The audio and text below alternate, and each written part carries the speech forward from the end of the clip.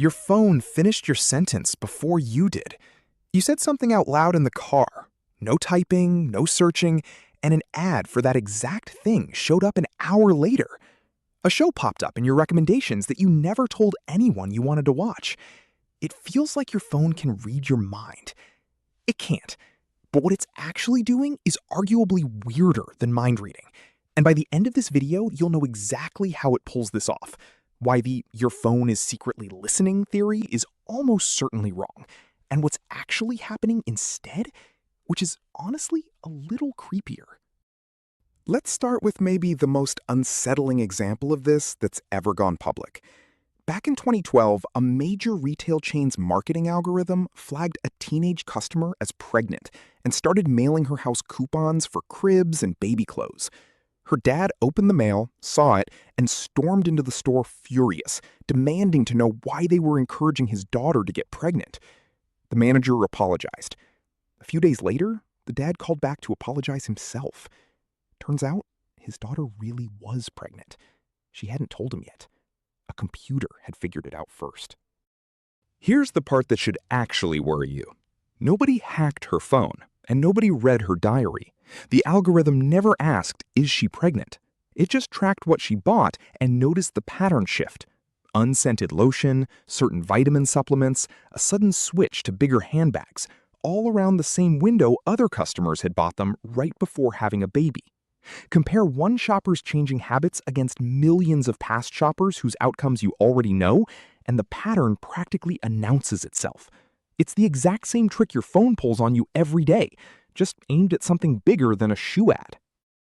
Now, here's the one everyone actually wants explained: the ads. You talk about something out loud, no typing, no searching, and it shows up in your feed. This is where most people jump straight to, "My phone is secretly listening to me through the microphone." That theory is everywhere. Practically everyone believes some version of it. But when researchers have actually tested it, recording microphone activity, monitoring data usage in real time, watching for background audio uploads, they haven't found evidence of it happening the way people assume. It's technically possible in theory, but doing it at the scale of 1 billion phones, constantly, without getting caught by security researchers or draining your battery in an obvious way, turns out to be way harder and way riskier than any company would want to deal with. So if it's not the mic, what is it? It's something a lot less dramatic and a lot more thorough. They don't need to hear you because they already know almost everything else about you. Your phone and your apps track your location, your browsing history, what you search for, what you linger on, who you're physically near, what you just bought, what's sitting in your cart, what time you usually shop. All of that gets fed into ad networks that are shockingly good at predicting what you want next, purely from behavior, with zero audio required. So when you talk about a new pair of running shoes and then see an ad for running shoes, it's not because your phone heard the word shoes. It's because you've been near a gym more than usual. You looked at a fitness app twice this week, your location pinged near a sporting goods store, and a couple of your contacts recently searched running gear too. String enough of that together, and the ad shows up looking like a coincidence that's actually just statistics. And here's the twist that makes this whole thing feel so convincing. Your own brain is helping sell you the illusion.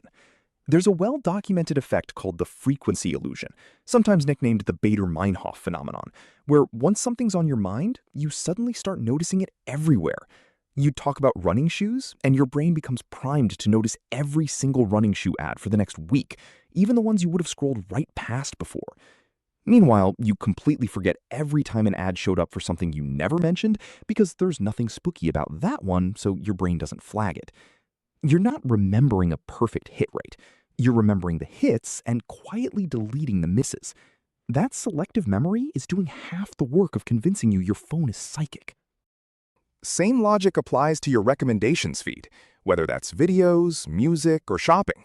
It's not reading your mind either.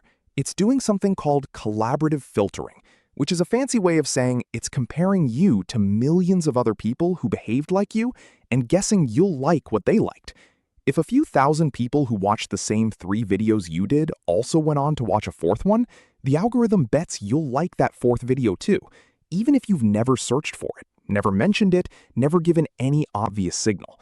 It's not personal insight into your soul.